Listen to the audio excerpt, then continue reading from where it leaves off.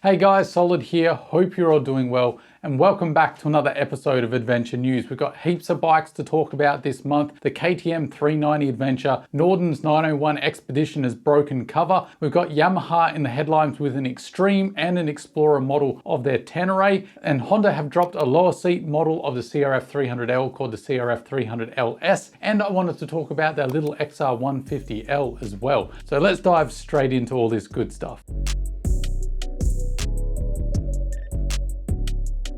I'm not going to bore you with all the tiny little changes that have gone on with the 2023 model over the 2022 model, as they're almost insignificant. The big one that we are all here to talk about is obviously the change from cast wheels to spoke wheels. So those who are uninitiated to off-road, that if you don't usually ride in difficult conditions, then spoke wheels really don't mean a lot to you because you don't run super low pressures to get through deep sand, deep mud, all those tricky situations where spoke wheels really help because you can lower the pressures a lot. Spoke wheels, they flex a lot more. Cast alloy wheels really don't have a lot of give, so they're prone to cracking, and once they break, you're done for. Whereas with a spoke wheel, if you get a dent, you can hammer it out, repair it, limp home, and get yourself to safety. Generally, when a bike has spoke wheels, it's signaling that this is more off-road capable. You only have to look at all the competition off-road segments, enduro, MX, rally, all that kind of stuff. You don't see cast wheels anywhere near those sports. So what KTM is signaling here with the spoke wheels is, hey, we're making this bike more off-road capable. The big thing for me that's a little bit of a disappointment, I will admit, is they've stuck with the standard wheel size that was on the cast wheels. 17 inches on the rear and 19 inches on the front. Now, naturally, I lean towards really wanting the 21-inch front and an 18-inch rear. That's a far better setup for when it gets serious off-road. But the addition of these spoke wheels is still a nice to have.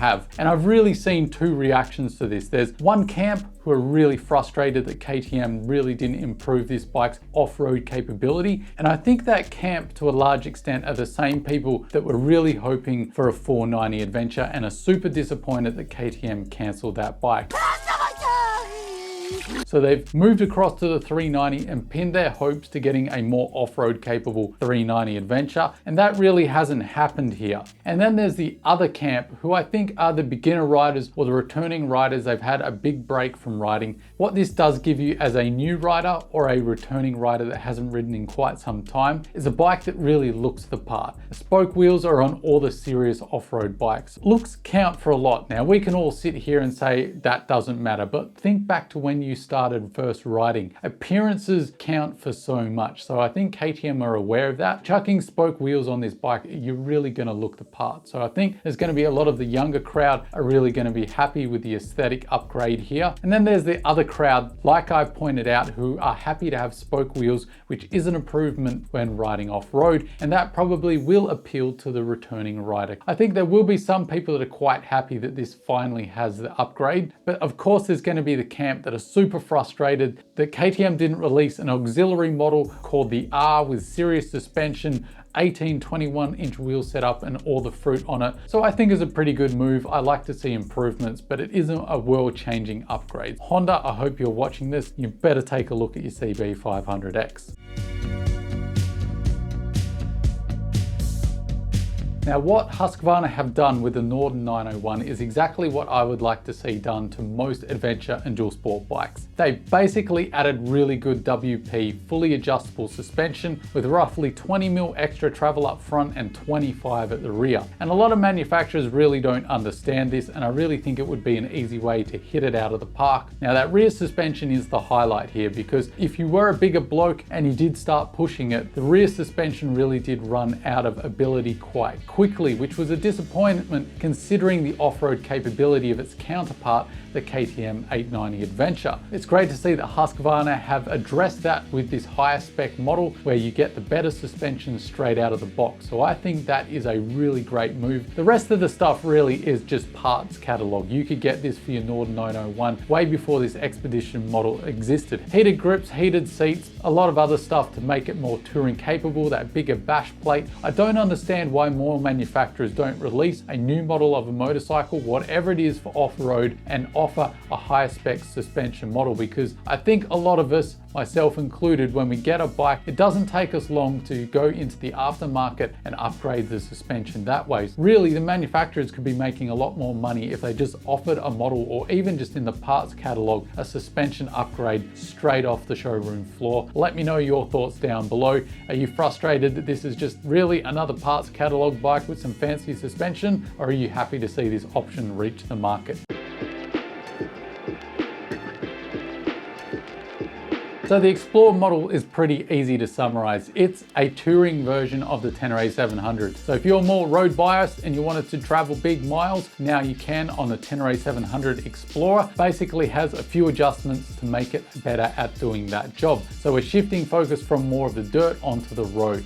And the big one is lowering the suspension here. For those of you who do more road touring and didn't like the height of the Tenere 700, this is 20 millimeters lower in the suspension, but they've also reduced the seat height as well to help you out to 860 millimeters. So that really should help at getting your feet on the ground if you really need that for your confidence. Particularly if you're doing touring and you've got a lot of luggage, it's all up higher, it really makes the bike top heavy, and that can make it challenging if you can only get your toes on the ground. That's a great addition to making this more touring capable. Another thing is the bigger windscreen, so that should help at keeping a lot of the wind off your chest and your head if you're not freakishly tall. What is a bit cheeky here is that this bike comes standard with pannier brackets, but you don't get the panniers. So Yamaha say you can choose from the soft luggage or the hard luggage in the pictures above, but you have to pay for them. Maybe you want to go on the aftermarket and get better stuff. It's great to see them diversifying what this Tenere can do.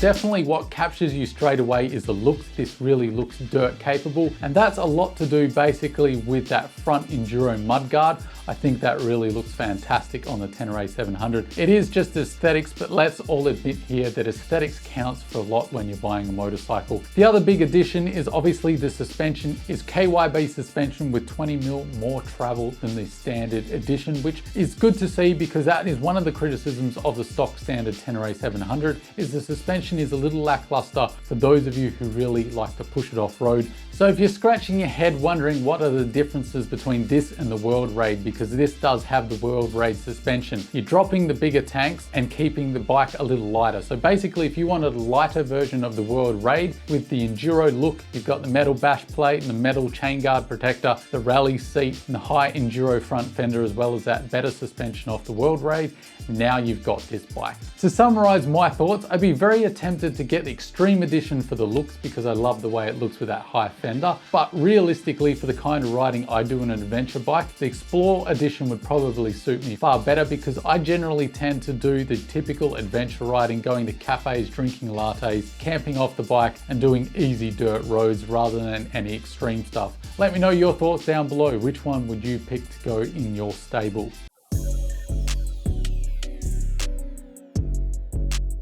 I talked about this before when it was just a rumor, and it is indeed correct that this is a shorter version of the 300L. Some people were pinning their hopes on this being a more premium option of the 300L. Unfortunately, that isn't this bike. But for people who are a little bit height challenged, this is really going to be a great bike because often in the dual sport world, making bikes for shorter riders is a secondary afterthought, and the bikes really aren't optimized for suiting those people. How much lower is this bike? Well, the suspension is roughly 25 millimeters lower, or about an inch for you guys in the US. And the seat height is down to 830 millimeters or 32.7 inches. So this should really make the bike more accessible, and I'm all for bikes getting more people into the sport. How does the suspension reduction change the bike? Well, the wheelbase is shortened by half an inch or roughly 12.5 millimeters. Will that change the handling of the bike drastically? Probably not. I'm also interested in your thoughts on the new color. Do you like this gray option or do you prefer the red? I'm definitely leaning towards the red, but I'd love to know your thoughts down below. Are you really excited for this lower model? Have you been waiting for this model? Or maybe for your partner, it'll allow them to get into the sport. This is a little 150cc air-cooled bike making just under 13 horsepower, so it's not going to set your world on fire. Are you going to be doing big jumps, huge wheelies and hard enduro on this little bike? No, you are not. But what I can probably guarantee you is that this is going to be a little mountain goat of a bike. Now, I don't often get the opportunity to talk about these really small dual sports, and I think they're a really great option to have on the market. Some people won't admit it, but there are people out there who are really intimidated by riding motorcycles. It's a big thing for them to get on a bike. Not everyone has the skill set to hop on a powerful bike, feel confident and rip down the road and not think twice about it. A bike like the XR150L is a really great option for the super nervous rider, or maybe just someone that's really diminutive in size. A little bike like this can be fantastic for building confidence, basically a gateway drug into dual sport and adventure riding. And it's about the experience and riding off-road. It's not about what bike you ride. Or on the other hand, if you tend to travel by four-wheel drive or RV and you want a little bike to explore the trails on, that's going to sip fuel, be cheap on insurance and cheap to buy, and light enough to put on the back of your ute or your caravan, this is going to be a little mountain goat of a bike. I'd love to hear your thoughts on any of the bikes I've discussed. If you like the video, hit that like button and consider subscribing and joining our great community of off-road dual sport goodness. And until next time, guys, don't forget to stay shiny side up, and I'll see you in the next one.